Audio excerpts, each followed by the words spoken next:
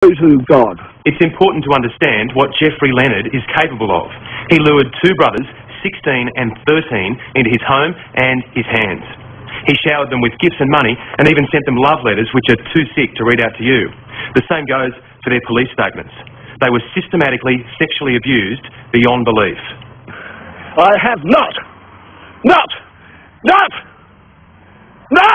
Mate, I'm not a 13-year-old boy, okay? All right, shit house. You're not going to intimidate me, Jeffrey. You are a shit house. Would you like to say sorry?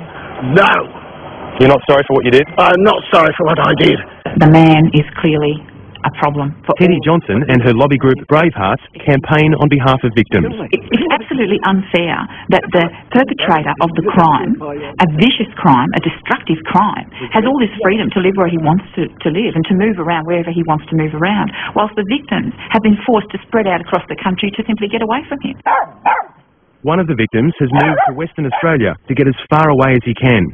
Sure, Jeffrey Leonard has served a lengthy prison term, but his victims got a life sentence.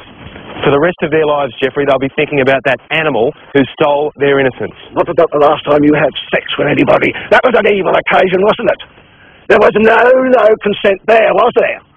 What are you saying, Jeffrey? You are saying that you too are a raper. You're enjoying this, aren't you? You are. Do you think those young boys enjoyed it when you abused them as young boys? No, because Jeffrey Leonard was convicted before the sex offenders register was set up, he doesn't appear on it. The legislation wasn't made retrospective, so many of his neighbours have no way of finding out about his record. We thought he was just a quiet old guy, but I think it should be concerning because there's a lot of kids that live around here. But it's not just the school children who walk past his home that are in reach of Jeffrey Leonard. He's written more than a dozen books.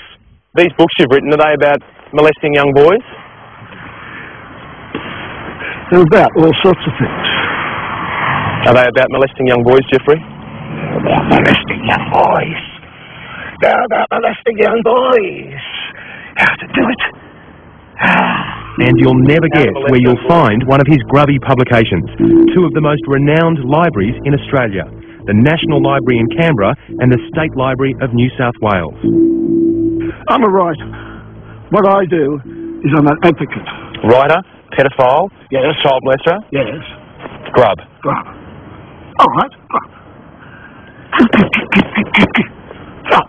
He's clearly a very disturbed man. The fact that he has written books and they've been taken seriously is frightening. The books and their author have a common cause. Ever since he left prison, Jeffrey Leonard has dedicated his life to overturning child sex laws, which protect the innocent. Is 5 years old too young? I don't believe there should be any age. Would most Australians want their children living next door to a pedophile who is not sorry for his actions, who thinks it's acceptable to have sex with a 5-year-old, a 10-year-old? That's what you're saying, isn't it? Yes. All right, now to a soldier's story. 21-year-old Tim Willis fled from an army barracks in Darwin.